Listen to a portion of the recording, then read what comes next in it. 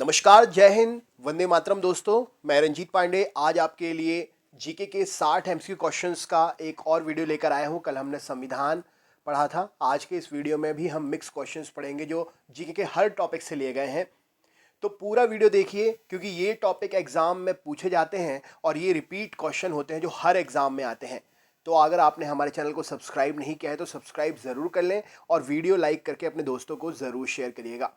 चलिए शुरू करते हैं। तो सबसे पहला प्रश्न है, जिस काल का कोई लिखित विवरण उपलब्ध नहीं हो सका उसे क्या कहा जाता है?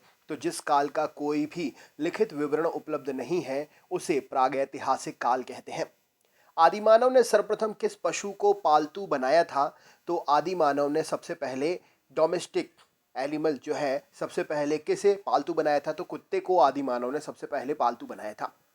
आधुनिक होमो सेपियंस मानव का उद्भव किस काल में हुआ है? तो आधुनिक होमो सेपियंस मानव का उद्भव उच्च पुरापाषाण काल में हुआ है।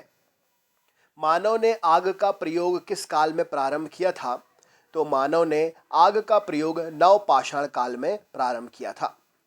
मानव ने सर्वप्रथम किस धातु का प्रयोग किया था? तो मानव ने सबसे पहले तांबा धातु का प्रयोग किया था। प्रागैतिहासिक काल के अंतर्गत किन संस्कृतियों को रखा गया है? तो प्रागैतिहासिक काल के अंतर्गत पाषाण संस्कृति को देखा जाता है। राइट आंसर हो जाएगा। मानव द्वारा उपयोग में लाई गई पहली फसल कौन सी थी? तो मानव के द्वारा उपयोग में लाई गई पहली फसल गेहूं थी। मानव खाद्य पदार्थों का उत्पादक एवं उपभोक्ता कब बना? तो मानव खाद्य पदार्थों का उत्पादक और उपभोक्ता नवपाषाण काल में बना, जब उसने आग की खोज की थी।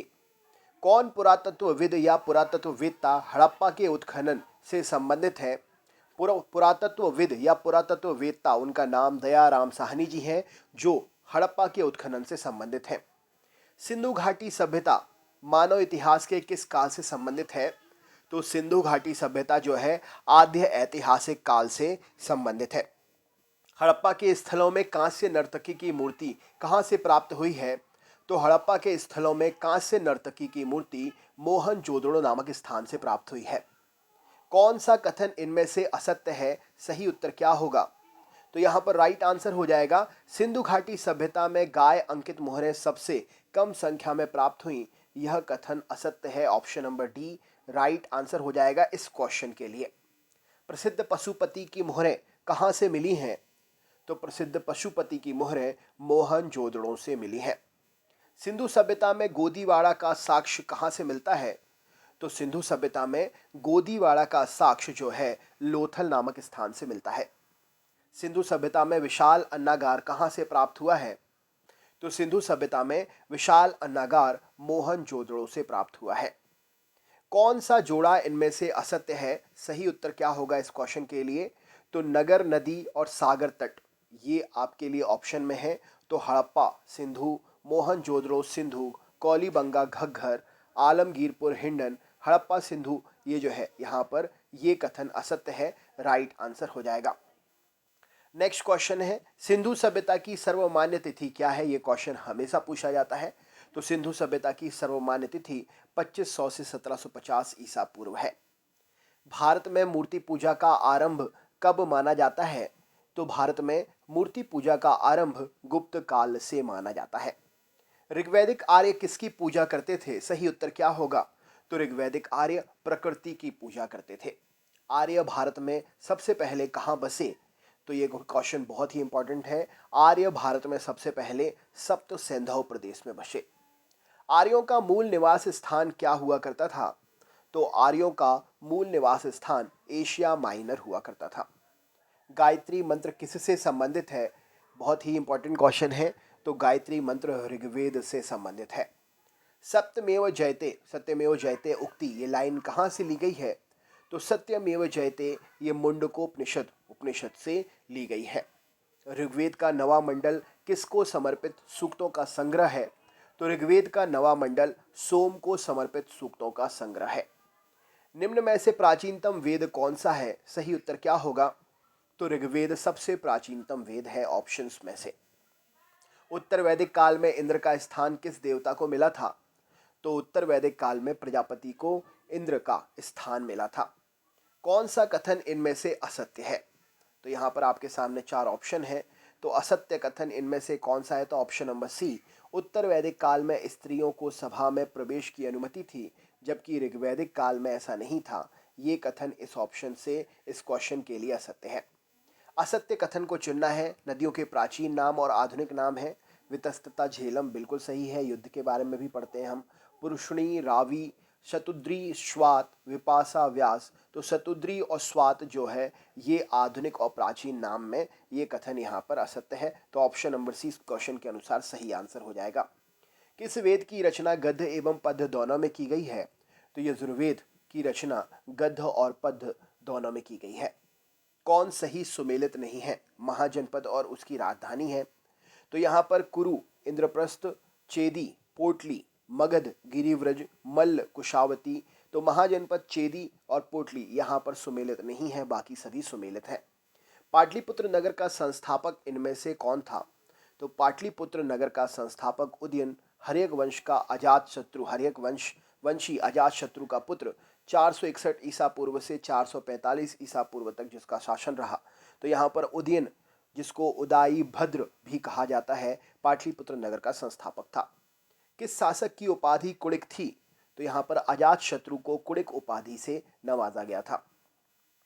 सिकंदर के समय मगध पर किसका शासन था?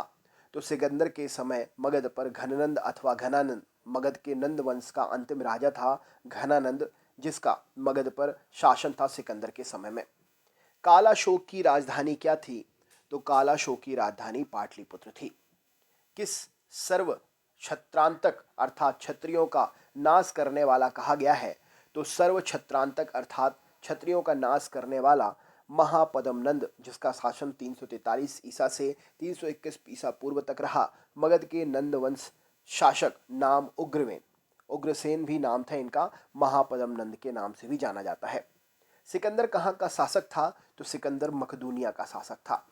सिकंदर और पोरस के बीच प्रसिद्ध झेलम का युद्ध या हाइडोस्पिसीस का युद्ध कब हुआ था? तो सिकंदर और पोरस के बीच प्रसिद्ध झेलम का युद्ध या हाइडोस्पिसीस का युद्ध जो है 326 ईसा पूर्व हुआ था। जैन धर्म के 24वें तीर्थंकर कौन थे? तो महावीर स्वामी जी जैन धर्म के 24वें तीर्थंकर थे। हाल ही में महावीर जयंती मनाई गई। आप बताइए कमेंट करके किस डेट को थी। नेक्स्ट क्वेश्चन है, महावीर ने जैन धर्म में पूर्व से प्रतिपादित 4 महाव्रतों में कौन सा 5वां महाव्रत जोड़ा? तो महावीर जी ने जैन धर्म में पूर्व से प्रतिपादित 4 महाव्रतों में ब्रह्मचर्य 5वां महाव्रत या व्रत जोड़ा। जैन धर्म में त्रिरत्न का नाम क्या है? तो सम्यक दर्शन, सम्यक ज्ञान, सम्यक आचरण, उपरोक्त सभी ये जैन धर्म में त्रिरत्न है। महावीर ने किस भाषा में उपदेश दिया है? तो महावीर जी ने प्राकृत भाषा में उपदेश दिया है। महावीर जी का जन्म कहाँ पर हुआ था? तो महावीर जी का जन्म वैशाली में हुआ था। प्रथम जैन संगति कहाँ पर आयोजित की गई थी? तो पहली जैन संगति पाटलिपुत्र में आयोजित हुई थी। कौन सा कथन इनमें से सत्य है? तो जैन धर्म में सप्तभंगी ज्ञान को सस्यावाद कहा जाता था। महावीर स्वामी की मृत्यु पावापुरी में हुई थी। जैन धर्म आत्मा को मान्यता देता है। उपरोक्त सभी कथन इस क्वेश्चन के लिए सही हैं।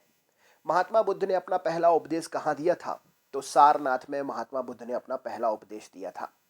महात्मा बुद्ध ने उपदेश देने हेतु किस भाषा का प्रयोग किया था? तो महात्मा बुद्ध ने उपदेश देने के लिए पाली भाषा का प्रयोग किया था। बौद्ध धर्म के त्रिरत्न का नाम क्या है? तो बुद्ध, धम्म, संघ, ये सभी बौद्ध धर्म के त्रिरत्न हैं। किसके शासनकाल में बौद्ध धर्म 2 भागों हीनयान और महायान में बट गया था?